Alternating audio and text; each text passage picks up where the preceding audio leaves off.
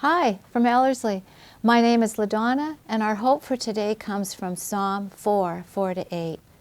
Be agitated and do not sin. Instead, ponder in your own hearts, on your beds, and be silent. Offer right sacrifices and put your trust in the Lord. There are many who say, "Who will show us some good?" Lift up the light of your face upon us, O Lord. You have put more joy in my heart than they have when their grain and their wine abound.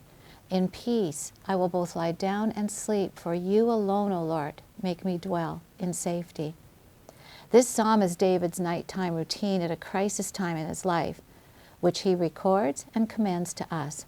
And so the question for today from this psalm is, are you going to sleep well?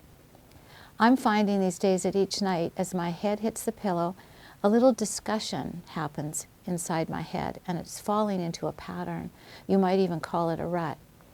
It begins with replaying in my head all of the COVID-19 updates I heard or read that day, and then my thoughts begin to race toward all the what-ifs that frighten me, for my family, my own health, my friends. What if? If I keep listening to my thoughts unhalted, I find myself much like a toddler whose grandpa has chased her around and around and around the house at high speed for 30 minutes and then expects her to go to bed immediately. Sleep is nowhere near. David, the author of Psalm 4, has plenty of reason for his mind to be racing as he hits the pillow, or whatever pillow he used in a cave. He was running from those who were trying to take his life to complete the coup, the military takeover of his kingdom. As he lays down at night, the news he's heard that day has to do with how close his pursuers are, and he wonders, do they know where I am tonight? But listen to what he says to himself as his thoughts start to race. Ponder in your hearts on your bed and be silent. Ponder, consider, and be silent. In other words, stop listening to your own self-talk. And so what I visualize myself doing is taking my thoughts out for a consultation and speaking to them as an outside consultant, an outside divine consultant, getting a higher perspective, looking for some advice from the Lord to trust in this moment. David starts the conversation with a great question. It's the question of those who are trying to get him discouraged and defeated, the people who are trying to mess with his mind. They, not my own heart, they are taunting me with the question, who will show us some good?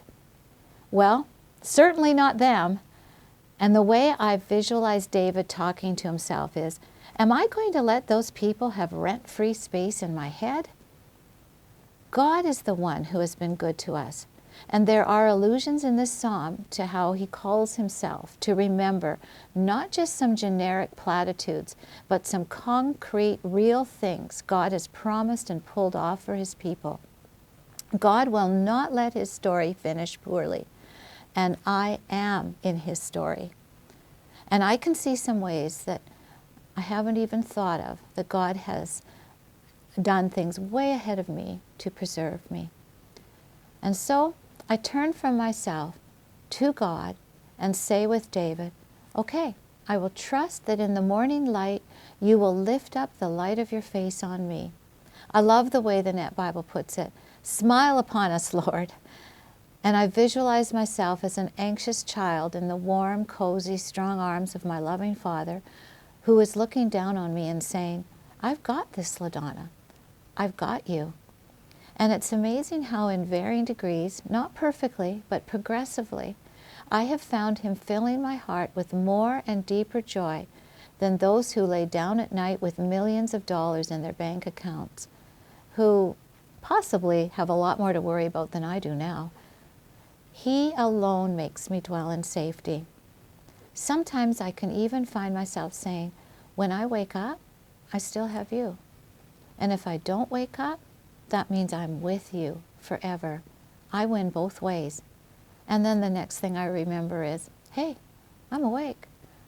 I'm praying that you can live that hope today.